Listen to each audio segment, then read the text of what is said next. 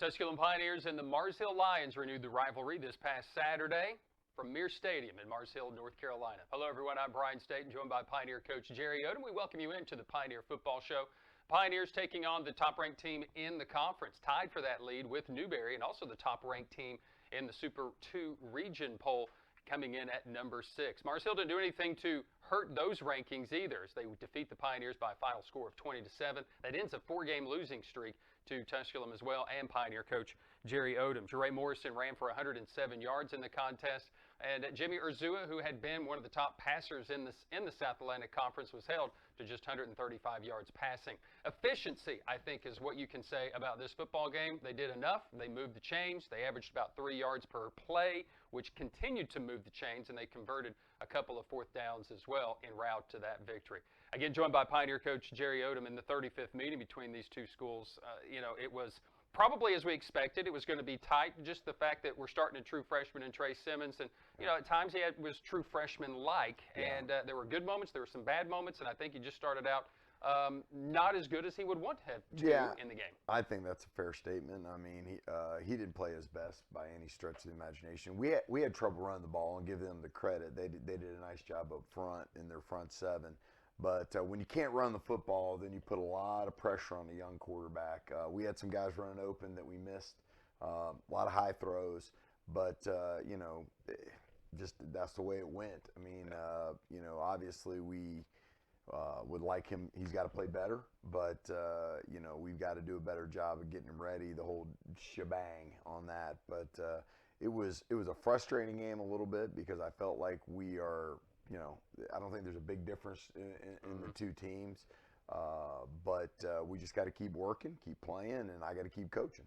And as a team from Pioneers that held an offense to 300 yards total offense, 310 yards total. In this day and age, as you said it, that's pretty good. However, we kind of didn't give up explosion plays, but we just gave up weird plays at the wrong times. Yeah, fourth downs killed us. I think they were 3 for 3 on fourth downs. Had they not been 3 for, the first one especially, 4th and 11, we got them 4th and 11. They run a little snag concept that we worked on a bunch, and we just busted. Our outside linebacker was supposed to take the guy to the flat. We're supposed to wall the next one in, and we don't do it. And then they run the same type of concept on a 4th and 3, and our corner falls off instead of staying tight on him, and they make a catch and get a first down. And then another 4th down, we contested that one pretty good, and they caught it. So they made the plays that we didn't, and that's really the reason they won the football game. Had we made those 3 4th downs, could have been a different football game. This is a Pioneer football team taking on the number 5 ranked rushing defense in the country. This team only allowing 70 yards rushing per contest, and I think that is the biggest change for Mars Hill. We always know what you're going to get offensively. You've been highly complimentary of what they do offensively. Yep, they do a great job. It's the fact that defensively, man, they've got a huge identity, and those guys up front were really tough to do. Yeah, their front seven this year has done a really, really good job. Nose guard, they brought in a grad transfer, I believe, DN, that's played really well. Number 90, he's played really well for them. And I think they're just playing fast. And like I said, when you're plus 10, plus 9, plus 11 on turnover margin, turnover ratio, then you're going to be a good football team. And I think that's what they've done the best job of, is not turning the ball over and then playing good, sound, fundamental defense, and they do enough on offense that gives you problems. They the throwbacks, the trick plays, and then they run the inside and outside zone sound. I mean, I wouldn't say they run it spectacularly, but they run it well and good enough to beat you, and that's what happened to us. Pioneers fall to the Mars Hill Lions 20-7. Let's go back and look at some of this game. We're not necessarily going to show a lot of highlights, unfortunately, early. We're just going to show the struggle, I think, from a true freshman. A lot of his throws were high, went 13 of 38 for the game for 163 yards. Yeah, I mean, he started off rough, and they asked me not to have a quick trigger on him, and I didn't. I didn't want to lose his confidence for sure. Right. But at the same time, some of these throws are open and makeable for first downs and things like that. He'll be better. I mean, he's so hard on himself at times, and he's got to learn not to be as hard on himself and keep his demeanor and things like that. But that's part of what a freshman, has to learn to play the game. Part of this game, we pick up this action. We're into the second offensive series for Mars Hill. On third down, you force third down and a loss of a yard, and then it's 4th down and 11. Yeah, this is what I'm talking about right here. We're supposed to, the outside backer is supposed to have that guy in the flat pass that off to the Mike and the safety on the crosser, and we don't do it, and they end up getting a first down, get it all the way down, and then we get them down. I think it's 3rd down again, or no, this is where the fumble on 2nd down. Yeah. So we cause a fumble, and then we just kind of look at each other like, hey, ball's on the ground. Probably should get on that. And we don't. And they do. And that's another play that could have happened. And then on the next 3rd down, we add in instead of staying on our back, and they end up getting the back leaked out late on a big play. They would get into the end zone there, get a 2-point conversion. They go up 8-0.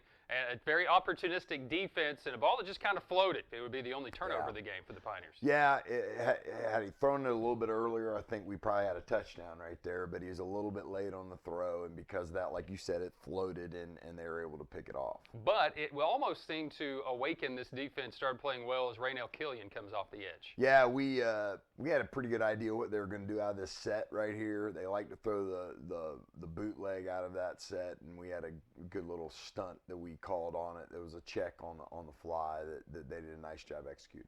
This Pioneer team, again, just kind of trying to find their way. And you do have some plays. You see this connection, freshman to freshman connection. Yeah, throwing a little tunnel screen to Burke. He's probably an inch away from maybe going all the way right there. They do a nice job running down. Then we run the outside zone, get about 6, 7, 8 yards right here on the outside zone. There's times I thought we're going to be okay running the football, and then they just plug it up. But they're really pressing the line of scrimmage heavily.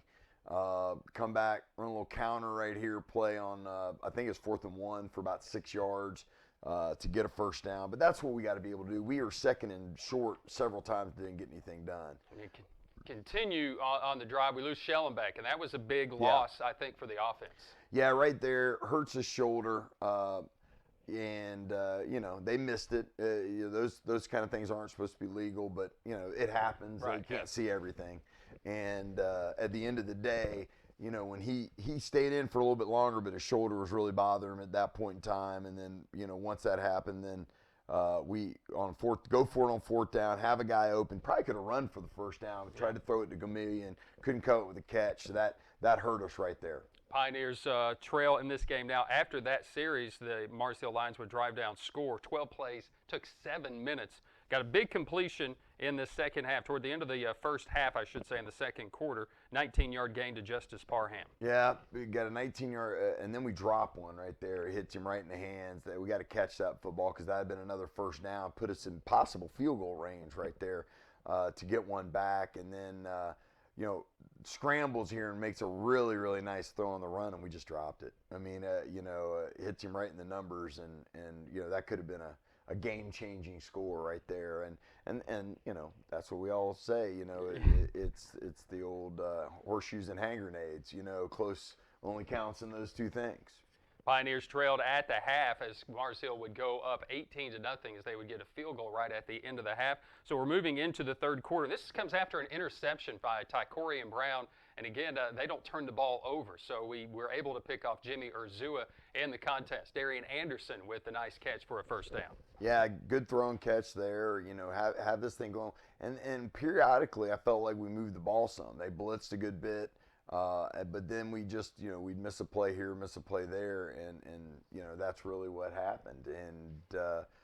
And you can't consistently continue to do that. We haven't highlighted Andrew Cantrell much this year. He's the 3rd best punter in the league, and inside the 20, he was a master of that. And you can kind of sense that the game is starting to switch as far as the momentum. Yeah. Continued to keep them inside the 10-yard line and gain that field position. We continued to knock on the door, and DeJavon White comes up with the big stop here on 2nd down. Yeah, Day-Day's played great all year. DeJavon is a great football player. To me, one of the best freshman D linemen in the league, and he's had a really good year. And we were able to get the ball back with good field position. We were able to hit Fudge out here over the top. He breaks one out, gets it all the way down to the 8 or 9 yard line, and we're able to get the ball into, I believe, Justice Parham here on a little snag route. He's taking advantage of some of this field position that the Pioneers were taking advantage of. And yes, Justice Parham with 7th touchdown reception of the year.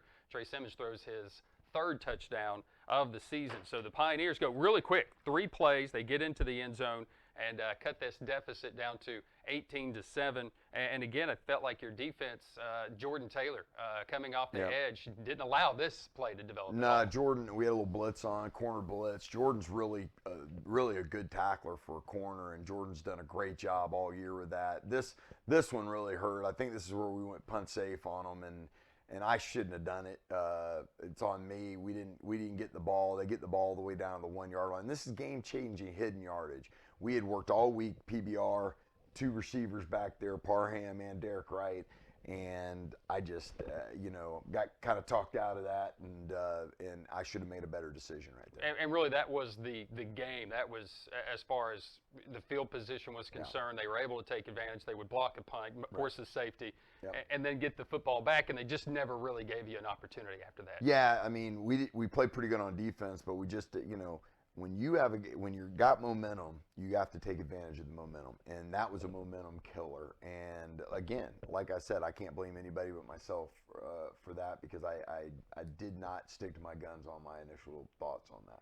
After a very slow start for the Pioneers, they rebounded. Actually, 43% on third downs. Did a pretty decent job against Mars Hill on third downs. Just couldn't get off the field. It seemed like down and distance, the long down and distance seemed to hurt you worse than the short down and distance. It was crazy. I mean, they completed a couple on. We had a cover 2 blitz on where our bandit dropped too far inside, and our corner was late, and they were able to get a first down there. And it wasn't a bunch of them, but it was 2 or 3 key times where you got them third and long. You got to get off the field. Right. It was a game in which Mars Hill improved on their rushing defense numbers. Like the coach already said, weren't able to really run the ball effectively throughout this contest. But then again, you're behind, and I think that's been the effectiveness for Mars Hill. They've been able to get a lead and kind of force you to try their opponents to try to throw to get back into the game. Yeah, they're doing a good job. Like I said, they're plussing guys in. They're giving a lot of different looks up front. They're plussing guys into the box, and then dropping dudes out on third down and giving you different looks. And they're doing a nice job coaching this year.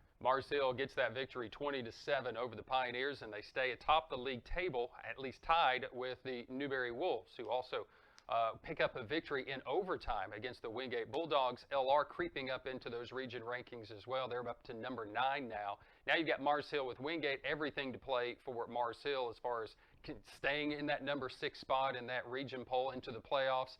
Newberry has Limestone this coming Saturday, so they're looking to get there as well. And the Tusculum Pioneers will have one of their biggest games of the season when we talk about the Carson-Newman Eagles. This is a team that's coming off a win last week against Limestone. Played well. They haven't necessarily found their identity, or they know what it is. They just haven't been able to execute it at a high level, and they run for over 400 yards. Yeah, I think they executed it at a high level last week. I mean, they look really, really good to me running the football against Limestone. I mean, they run the kick play and the lead play, and they got like a little midline trap, and they still got their option concepts that they're working on. 2 big, good-looking outside receivers. I mean, they got a good-looking football team. It's, I think that, it's a change for them. They're trying to go more to gun concepts and some spread, but still trying to keep some of the midline option load concepts. And you can't really run the split back beer technically out of the gun, but they're still trying to do some of those concepts. And I think what they're trying to do, in my opinion, is figure out how to do those things where you're giving a nod to what's made you great in the past, but then working toward the future and what kids and what the game is going to, and being able to throw the ball and still run the ball effectively. And I think that's where they're trying to grow within the game. And I think they're getting better. I mean, you watch them from first game to last, I'd say the last 5 games, they've kind of figured out who their identity is to me, and they've moved the ball a lot better, especially on the offensive side of the ball. Split gun, you could call that. Split gun. Troy Dendy to the tune of 262 yards rushing last week against Limestone. And defensively for this team, they also have some good-looking guys on that side of the football field. And for Trey Simmons, going into this week, got to have a better preparation week for him for sure. But I like what you said. This kid is so competitive. He wants to always do well. Yeah, he's a great kid. But we're gonna, he'll have an opportunity. But we're gonna give some other guys, look this week during practice also, and see kind of how it pans out and how we play and how everybody looks. And you know, it's always a huge game when you're playing Carson-Newman, and it's a big game, and I think our guys are excited about playing it. A Pioneer football team that'll get a chance to play the Carson-Newman Eagles at home. And kind of, you talked a little bit about seniors. It's kind of weird because you don't know who will walk because you still have guys with some eligibility because of the COVID year. Yeah. But I know that you got some guys that are going to be I think walking. we have, after talking to everybody yesterday, I think we're going to have about 9 that'll walk. You're looking at a guy like Ryan McIntyre, who's played a good bit for us. Des Arthur's gonna walk. Witcher Gravel, I think he's going to walk, but he still hasn't decided whether he's going to come back. But I think he had his family, coming up. A guy like Tremaine Chapman, who has been here for a long time. Great kid's going to walk. Then you got guys like Markel Clark and Tyler Ford and people like that who behind the scenes have done a great job for us on special teams and scout teams and helped us out tremendously. And I think some of those kids are gonna work that way. And it's always sad on senior day a little bit, but it's also happy in the sense that you get to see knowing these guys are going to graduate and move on. And then we will have some other guys like I think Maurice Camillion's going to go ahead and walk, but he still may try to come back because he does have another year. But you see these guys and watching them getting ready to graduate and growing into young men, and that's really what you're trying to look for really from the program more than anything else. Those guys growing up, hopefully being better, people, husbands, fathers, things like that as they grow into those relationships and things like that. It's always a great rivalry, Tusculum and Carson-Newman. Coach, as always, thank you, and best of luck this Saturday. Thank you. We'll need it.